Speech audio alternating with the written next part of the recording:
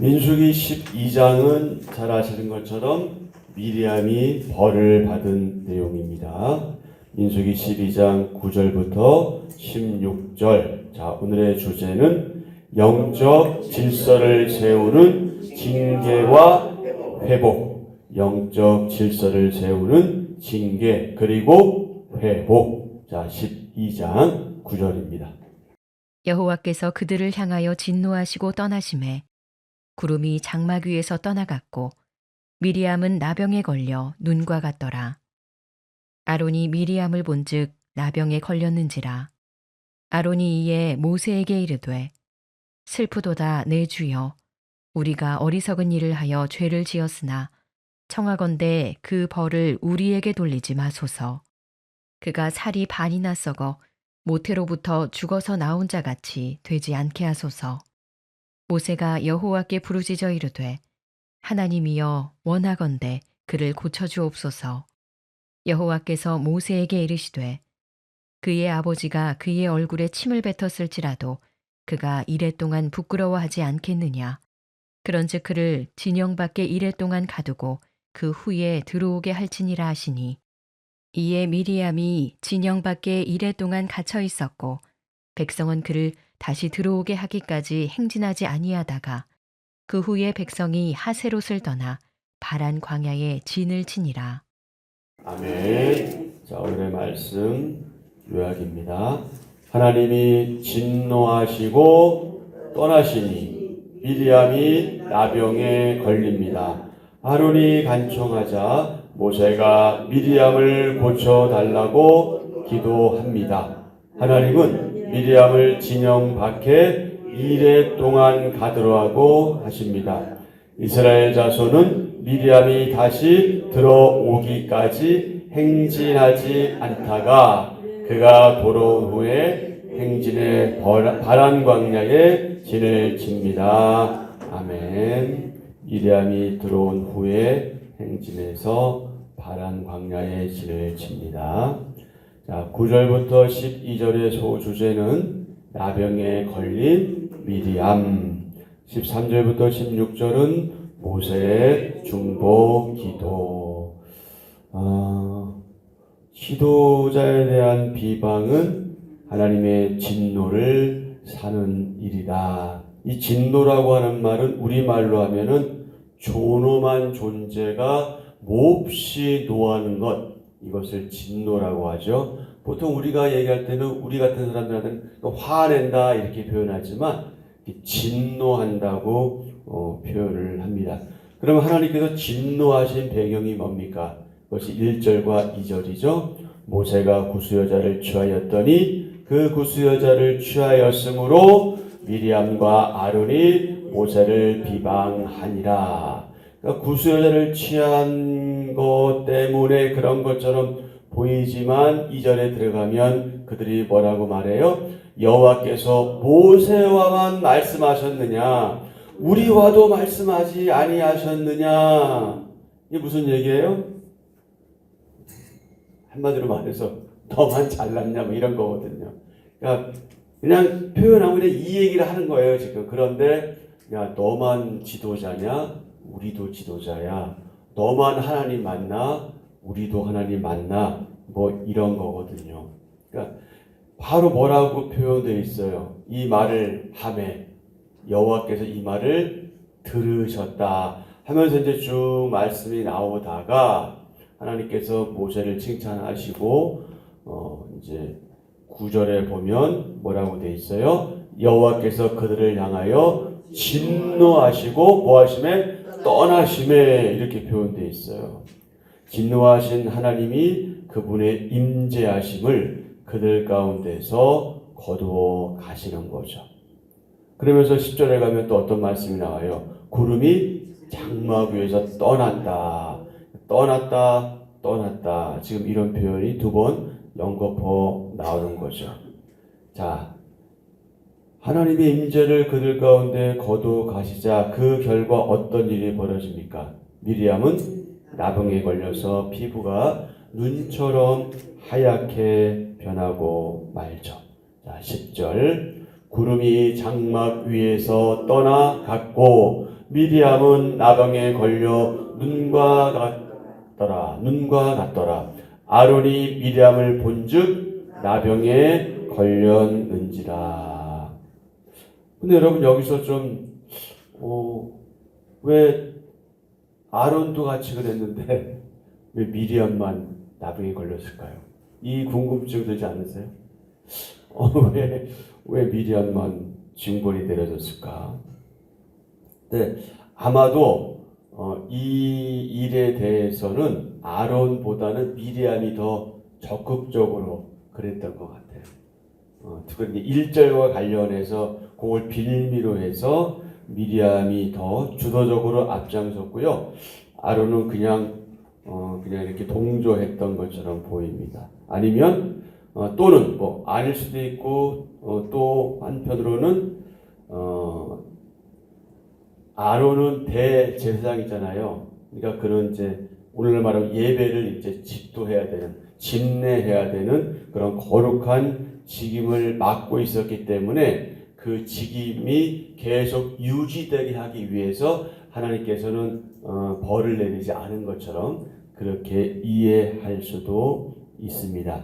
하지만 모세를 비방한 죄로 나병에 걸린 미리암을 통해서 아론이 나병에 걸리지 않았지만 어떤 생각을 했을까요? 아이고 하지 않았겠어요? 그 마음도 무너졌을 거예요. 아니 이런 일이 미리암이 나병에 걸린 모습을 보면서 아론도 자기는 나병에 걸리지 않았음에도 불구하고 마치 어떤 마음? 나도 나병에 걸린 것처럼 그런 마음을 갖지 않았을까 하는 것은 우리가 흔히 쉽게 짐작할 수 있는 그런 대목입니다. 상황의 심각성을 깨달은 아론은 모세에게 말하자면 용서를 구하죠.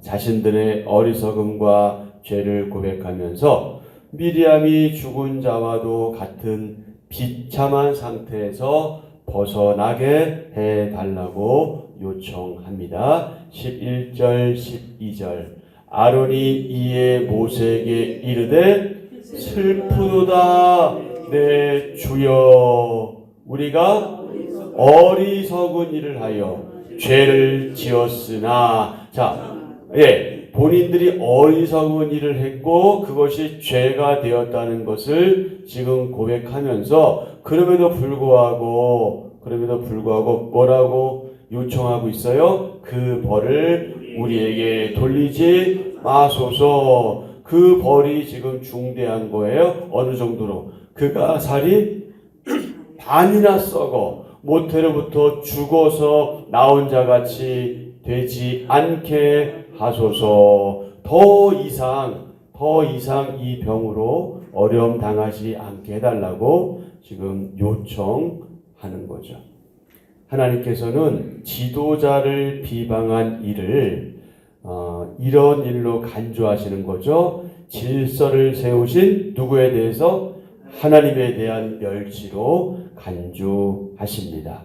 하나님은 영적 질서를 흔들고 지도자의 권위에 도전하는 행위를 싫어하십니다. 성도는 다 같이 성도는 비방하는 일을 삼가고 하나님의 사람을 존중하며 영적 질서를 따라야 합니다. 아멘. 그런데 이것은 성도들이 지도자에게만 할 일이 아니라 지도자도 동일하게 해야 될 일이에요. 그리고 우리가 서로 이런 자세와 태도로 그렇게 대해야 합니다. 그래서 여러분 우리가 교회 생활을 하다 보면 다 각각 달라요. 머리부터 발끝까지 우리가 다르지 않은 데가 없어요. 자라온 환경도 다르고 생각하는 것도 다르고 성격도 다르고 기질도 다르고 말 표현하는 것도 다르고 우리가 다 다르지만 우리가 그래서 그것 때문에 서로가 불편할 때도 있고 어려울 때도 있고 별의별 생각이 다 들 때도 있지만 왜 우리가 그것을 참아내고 인내하고 기다리고 다시 회복된 관계를 갈 수 있는 거예요? 일단 기본적으로 그것은 우리가 어떤 생각을 가져야 가능합니까? 우리가 가족이라는 생각할 때 가능한 거예요. 여러분 아이들 키우면서 그런 생각 안 해보셨어요? 아유 저 그냥 때려 죽이고 싶은데 이런 경험 안 해보셨어요?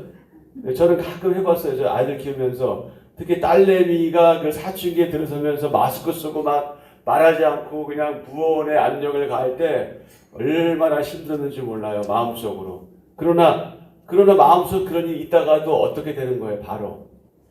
바로 그냥 또 생각을 바꿔 먹잖아. 왜? 딸이니까. 자식이니까, 가족이니까. 그러니까 우리가 서로 그런 마음 갖는다면 어떤 일이 있었다 할지라도 좀 시간이 지나면 어떻게 하는 게 정상적인 거예요. 그냥 또 아무 일도 없는 것처럼 그렇게 서로가 서로를 대하는 게 그게 가족을 대하는 자세 아니겠어요? 저거 두고 보자. 만약에 이런다면 이거 얼마나 참 답답한 일이에요. 그러니 여러분 혹시 목회자와 성도 간에, 성도와 교제 간에, 목사 간에, 아니면 서로가 서로 간에 어떤 그런 트러블이라든지 불편이 있었을 때 바로 털어버리는 게 그게 신앙이나 정신건강이나 여러 가지 유익합니다. 그러니까 오래 끌면 끌수록 누가 손할까요? 자기가 손해요, 여러분. 왜냐면 내가 벗기잖아. 예. 근데 사실 내가 벗기는 것만큼 상대방은 안 벗길 수 있어요, 여러분. 예? 그러니까 나를 위해서도 빨리 푸셔야 돼. 그게 서로를 위해서 좋고요. 그게 공동체가 계속해서 유지해 가는 방법이에요. 그래서 어떤 교회들 이렇게 보면 어떤 그런 일이 일어났을 때 교회를 떠나기도 해요. 근데 참 안타까운 일이에요. 교회를 떠나면 다른 데는 그런 일 없을까요? 사람 사는 데는 다 똑같습니다. 그 사람이 그 사람이고요. 얼굴만 다르지 그 사람이 있어요. 또 있어요. 그러니 여러분 하나님께서 허락하신 이 공동체 내에서 어떤 문제가 생겼다면 풀어가시고 중요한 사실 한 가지 내가 먼저 손을 내미세요.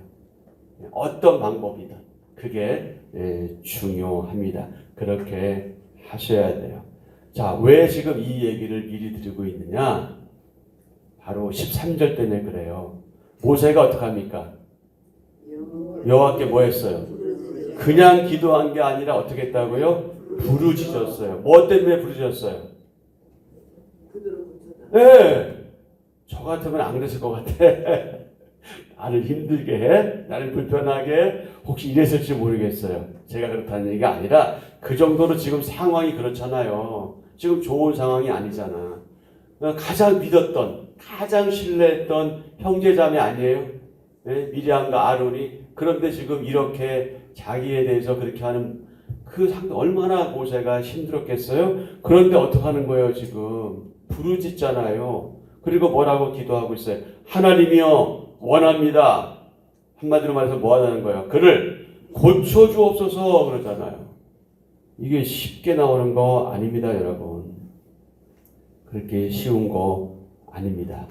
그래서 13절부터 16절이 모세의 중보 기도잖아요. 하나님이여 원하건대 그를 고쳐주옵소서. 나는 간구해서 우리는 무엇을 발견할 수 있어요? 모세의 온유한 심성을 발견할 수 있습니다.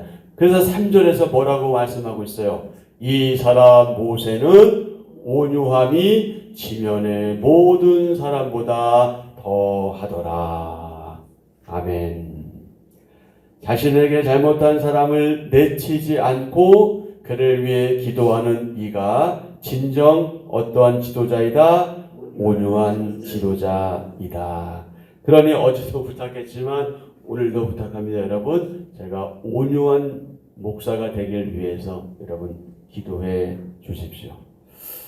제 얼굴만 보면 좀 온유하지 않아 볼지 모르지만 저는 나름 온유한데 이 오늘 모세를 보니까 저는 턱없이 부족해요. 여러분 저를 위해서 기도 부탁드리겠습니다. 죄를 범해 아버지로부터 얼굴에 침뱉음을 당한 이에게 며칠 동안 7일 동안 수치스러워하는 기간을 주는 것이 당시 관례였다고 하지요. 14절 여호와께서 모세에게 이르시되 그의 아버지가 그의 얼굴에 침을 뱉었을지라도 그가 이래 동안 부끄러워하지 않겠느냐. 그런즉 그를 진영 밖에 이래 동안 가두고 그 후에 들어오게 할지니라 하시니. 자, 그러면 아버지가 딸에게 침을 뱉는 일이 이게 가능한 일인가? 우리가 생각할 수 있는데요. 고대 히브리 사회에서는요, 가문이나 가장의 권위나 명예를 훼손시킨 자들에게 그 침을 뱉었다고 해요. 그래서 여러분, 만약에 신집사님 누가 침을 뱉었다면 어떤 마음이 드시겠어요? 모욕감이 들잖아요. 이제 그거거든. 그러니까 침을 뱉음으로 인해서 이제 모욕감을 들게 만드는 거고, 자신이 잘못했다는 것을 이제 깨닫게 하는, 수치스럽게 하는 그런 일이 이제 당시에 있었다고 하는 거예요. 그래서 하나님께서 이제 그 말씀을 하시면서 당장에 고쳐줄 수 있잖아요. 그런데 어쩌라는 거야? 7일 동안 이제 격리시켜라. 그래서 자신도 좀 혼자 있으면서 왜 애들 잘못할 때 저기 가 있어 혼자 손 들고 있어 뭐 이런 것처럼, 아니면 생각하는 방에 들어가 하는 것처럼 좀 그런 거예요. 지금 7일 동안 있게 하면서 자신이 뭐를 잘못했는지 이제 반성하게 하고 회개하게 하고, 그런 기간을 지금 주시는 그 말씀을 하시는 겁니다. 그러니까 일정 기간 동안 그 모욕을 씹는 기간을 또 허락하신 거죠. 미리암은 하나님을 모욕한 것에 대한 징벌로 7일 동안 격리됩니다. 왜냐하면 모세를 모욕했지만 사실은 하나님에 대한 내용이었기 때문에 미리암이 징계와 회복의 과정을 거치며 격리되어 있는 동안 이스라엘 백성은 어떻게 했습니까? 머물러 있었습니다.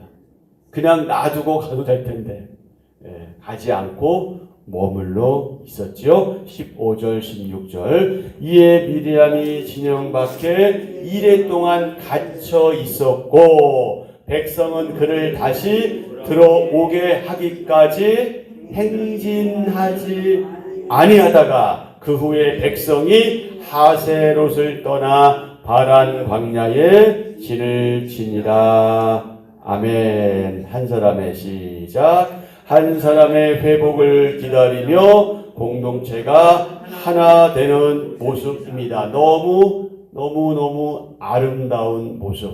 형제와 자매가 누군가 잘못했을 때 좀 기다려주는, 좀 참아주는, 좀 인내하는 이런 과정이 공동체에게 중요합니다.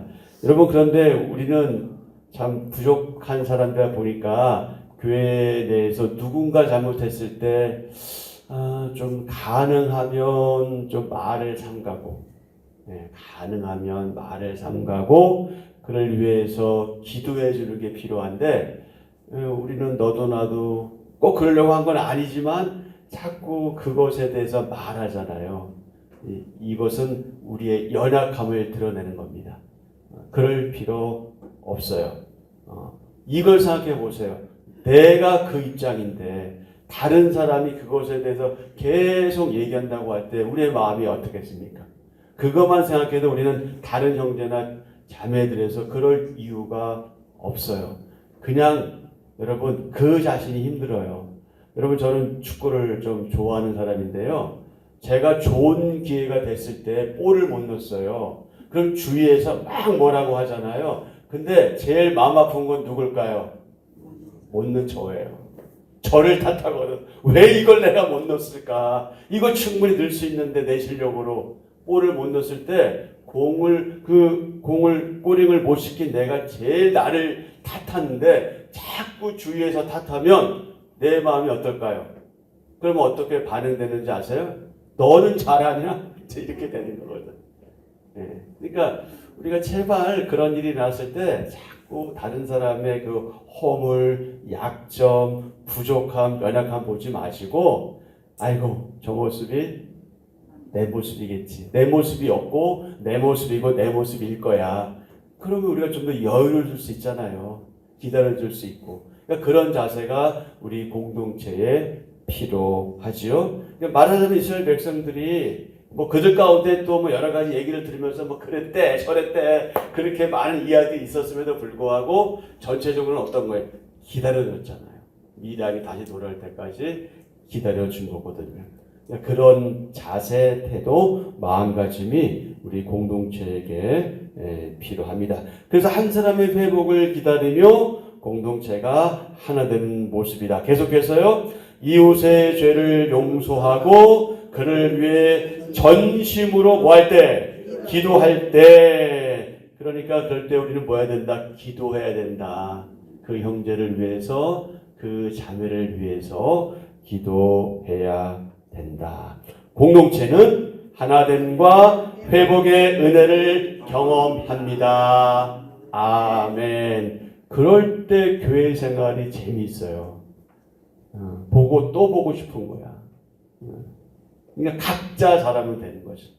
각자 잘하면 되는 거예요. 그래서 공동체는 하나됨과 회복의 은혜를 경험하고 체험할 때마다 좋은 거예요. 기쁜 거예요. 감사한 거예요. 그럴 때 성장하고 성숙해져 갑니다. 그러니 우리에게 필요한 게 뭐냐면 어떤 문제가 생겼을 때 그것을 어떻게 받아들이고 어떻게 대처하느냐가 매우 중요한 거예요. 문제 자체가 잘못된 건 아무것도 없어요. 문제는 있을 수밖에 없어요. 근데 그 문제를 어떻게 우리가 봉합해 가느냐 하는 그것이 중요하지요. 자, 두 가지 묵상입니다. 오늘 우리가 하루 동안 깊이 묵상해야 될 두 가지 질문. 지도자에 대한 불평이 생길 때 어떻게 하는 것이 지혜로운 방법일까요? 두 번째, 회복을 위해서 내가 중보 기도를 해야 할 이는 누구인가요? 자, 두 가지 질문에 대해서 깊이 묵상하는 오늘 하루 되었으면 좋겠습니다. 자, 비방에 대한 처벌이 있었죠. 비방에 대한 처벌이 있었습니다.